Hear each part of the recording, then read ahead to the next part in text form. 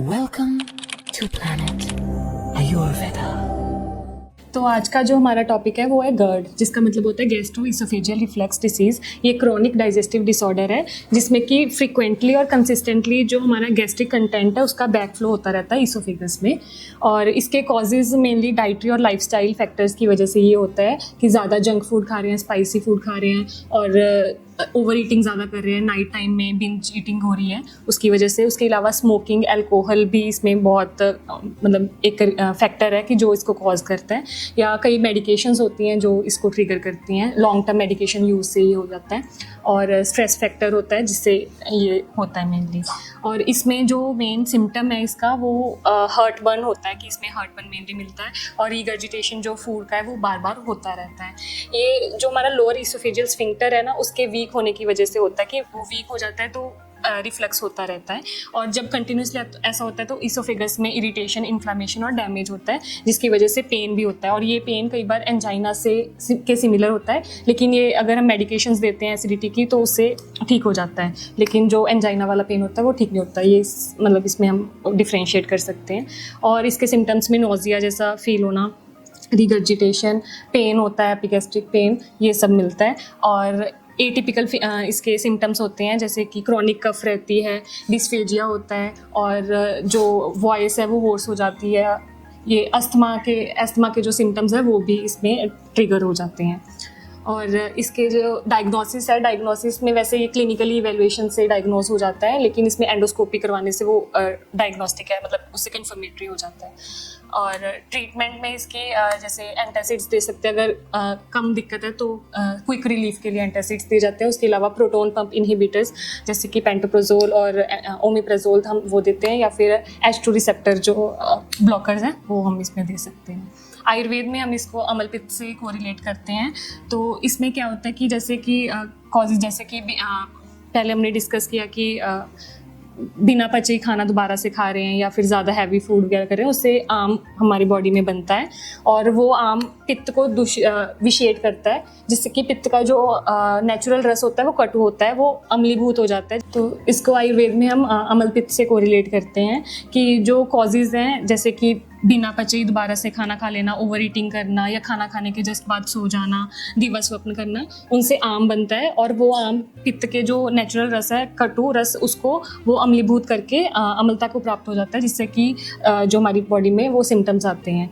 ये दो तरह का होता है, ऊर्ध्व अम्लपित्त और अधोग अम्लपित्त। ऊर्ध्व अम्लपित्त में क्या होता है कि हमारे जो ये पित्त की वो है वो ऊपर की तरफ हो जाती है, जिससे कि नोजिया या फिर हर्ट बर्न, बर्निंग सेंसेशन, ये सारा फील होता है, खट्टे डकार, हाँ, अम्ल उद्गार, ये सब आता है।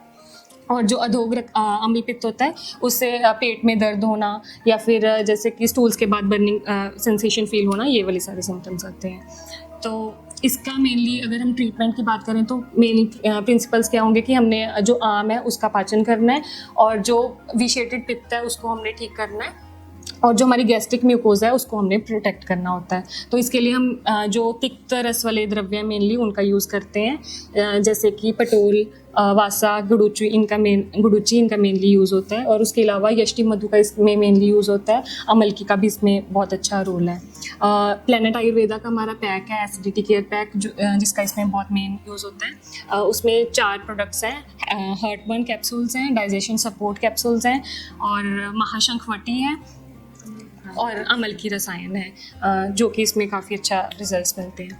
और उसके अलावा इसमें हमने डाइटरी और जो लाइफस्टाइल चेंजेस है उस पर ज़्यादा ध्यान देना है। अगर स्मोकिंग वगैरह कोई करते हैं तो उनको बिल्कुल बंद करना है, अल्कोहल को स्टॉप करना है और जो खाना है उसको प्रॉपर टाइम पे खाना होता है। और जो भी पित्त को बढ़ाने वाली चीज़ें, खट्टी चीज़ें हैं, ज़्यादा मिर्च मसाले, वो सारे हमने बंद करने होते हैं। और लाइट जो ईजी टू डाइजेस्ट फूड होता है वो हमने उसका यूज़ करना होता है।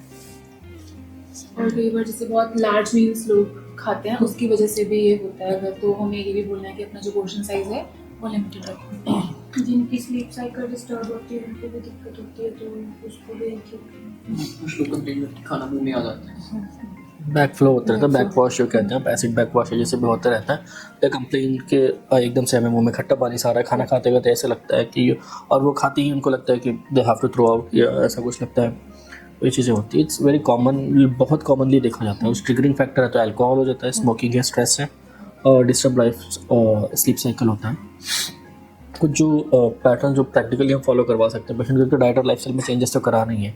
और जब वो सोते हैं तो हम उनको एलिवेशन बोलते हैं कि जैसे खाती कई लोग होते हैं कि they can't make a gap of 1 hour 2 hours, काम से आते हैं खा जाते हैं फिर थोड़ी देर में, तो हम क्या बोलते हैं कि एटलीस्ट आधा पौना घंटा तो just don't go to bed and then if are going to bed के एक्स्ट्रा पिलोस रख के अपना एलिवेट कर दो हेड एंड की तरफ से, सो दैट वो खाने का बैक फ्लो ना हो। फिर लाइंग फ्लैट तो वो खाना पूरा ही वो करेगा। बाकी थोड़ा अगर लेफ्ट साइड टिल्ट हो गया तो ज़्यादा अच्छा। और थोड़ा खाना खाने के बाद जो है वो वज्रासन प्रैक्टिस करने के लिए बोला। जब भी कोई भी इंसान खाना खाए तो उसके बाद थोड़ा टाइम 10-15 मिनट वज्रासन में बैठे, उससे भी आपका डाइजेशन जो है वो बेटर होता है। एंड ट्रीटमेंट में जैसे आपने बताया सबसे प्राइम चीज़ आपकी डाइट और लाइफस्टाइल है, क्योंकि ये जो डिसीज़ है ये होती उसी से है जब जो आप खाना खा रहे हो उसी के रिजल्ट में ये चीज़ होगी। अदरवाइज कोई ऐसे अलग से कोई चीज़ नहीं है जिसके कारण ये चीज़ होगी। तो हमारा प्राइम ट्रीटमेंट प्रिंसिपल जो है वो avoidance of the cause he होगा। बाकी हम मुलेट्री होम रेमेडीज के तौर पे मुलेट्री चबाने को भी दे सकते हैं पेशेंट को, या फैट में CCFT है हमारी वो उसमें रोज पेट्रोल वाटर भी बोल सकते हैं, गुलकंद भी बोल सकते हैं। कई बार तो ठंडा दूध भी पिला दो, it is very helpful in managing it immediate के लिए। बट वैसे जो बहुत ज़्यादा चाय पीते हैं, कॉफ़ी और ड्रिंकर्स में बहुत कॉमनली देखने को मिलता है, अगर लॉन्ग टर्म होता है तो फिर जो स्टमक अल्सर्स के भी चांसेस रहते हैं इसमें, complication as a complication until unless it is due to any medication या कोई इन्फेक्शन, जैसे एच पायलोरिक इन्फेक्शन में भी कॉमनली बाद में देखा जाता है सीक्वेल है उसका कॉन्सिक्वेंस। तो until unless it is due to any other cause, आपका डाइट ही मेन कॉज है इसका, और कोई ऐसा कोई कॉज नहीं है। डाइट और लाइफस्टाइल ही इसका मेन कॉज है, उसको अवॉइड करना इंपॉर्टेंट है। जो भी हमारे पॉजिटिव फैक्टर्स है उसको अवॉइड करो। मेडिकेशंस में हम जैसे देख रहे थे कि दिन एसिडोप्लान सिरप है हमारा, कामरस है और अम्लपिन कन्वर्टी है, उसका रोगाधिकार ही हम लोग पत्ती का चूर्ण का भी अभी पत्ती का चूर्ण का अच्छा यूज़ है। शंख बसम बस अमीर कन्वर्टी भी है, उसका यूज भी आप कर सकते हो, काफी अच्छी है। इसमें हम क्षार भी दे सकते हैं, दे सकते हैं, उसकी फॉर्मुलेशन है हमारे पास एल्कालोप्लान है, वो भी आप यूज कर सकते हो। बाकी शंख बासमन बोल सकते हैं कुछ। Coconut water. हाँ Coconut water is one of the best remedy you can give to the patient suffering from GERD। ठीक है, वो बहुत ही ज़्यादा इफेक्टिव और अच्छी रेमेडी है। एक देखा था मैंने स्पॉन्जी रसगुल्ला, अगर कोई पेशेंट डायबिटिक ना हो तो उनको हम हाइपर एसिडिटी में या GERD में दे सकते हैं, वो भी मधुर रस है। मधुर रस की वजह से। और स्पाइसी फूड बिल्कुल ही मतलब अवॉइड करने के लिए बोल रहे हैं पेशेंट, बिल्कुल जिसको हाइपर एसिडिटी का इशू हो वो स्पाइसी फूड बिल्कुल ना खाए। जिनकी थोड़ी सी डाइजेशन मतलब अगर भूख उनको बहुत ज़्यादा लगती है, कई पेशेंट होते हैं ना जिनमें बोलते हैं कि भूख बहुत ज़्यादा लगती है फिर भी एसिडिटी कर रही है, तो कई बार उनमें धातु क्षय भी हो रहा होता है, बहुत ज़्यादा अग्नि की वजह से, अत्यग्नि की वजह से भी वो हो रहा होता है। तो वहाँ पे हम घृत का अपना यूज कर सकते हैं, तो उसमें शतावरी घृत सबसे अच्छा रहता है। जैसे महातिक्त घृत भी हम दे सकते हैं, महातिक्त घृत हो गया, और द्राक्षादी घृत वो भी सकते हैं। दाढ़ी मादी घृत, दाढ़ी मावले दाढ़ी मादी घृत हो गया। इसमें फर्स्ट लाइन ऑफ ट्रीटमेंट में कोशिश करना कि हाथ से वरिष्ठ यूज नहीं करो, थोड़ा सूदिंग वाली जो है वो यूज करो। और घी को वैसे भी दे सकते हैं, गाय का घी नॉर्मली भी जो है वो गैस्ट्रिक लाइनिंग को, म्यूकोजल लाइनिंग को प्रोटेक्ट करने के लिए आप यूज कर सकते हो, क्योंकि घी जो है वो वात और पित्त दोनों को कम करता है। ठीक है, बाकी गोल कतीरा भी दे सकते हैं, पंचगव्य दे सकते हैं। गोमूत्र का यूज नहीं करेंगे, गोमूत्र यूज नहीं करोगे, ठीक है, सिर्फ गाय का घी यूज कर सकते हो। www.planetayurveda.com पर जाएं और वहाँ पे हमारे जो कंसल्टेंट्स हैं पूरे वर्ल्ड से हमारे पास पेशेंट्स जो है कंसल्ट करते हैं आयुर्वेद के रिलेटेड। हमारे MD आयुर्वेदा डॉक्टर्स हैं जो कि व्हाट्सएप वीडियो कंसल्टेशन के थ्रू आपको कंसल्टेशन देते हैं और आप ऑनलाइन अपॉइंटमेंट बुक कर सकते हैं और अपने जो फ्रेंड्स हैं, जो फैमिली के लोग हैं, उनको आप बता सकते हैं। लिवर, किडनी, लंग्स, स्किन, दिल, पेट, घुटने, सिर, पैर या बॉडी के किसी भी पार्ट से जुड़ी हो कोई भी समस्या, अभी कॉल या व्हाट्सएप करें और घर बैठे समाधान पाएं 6209123456 पर। हाँ जी, अब सब बीमारियों का इलाज है बहुत आसान। आपकी सेहत से जुड़ी हर समस्या का समाधान मिल रहा है घर बैठे।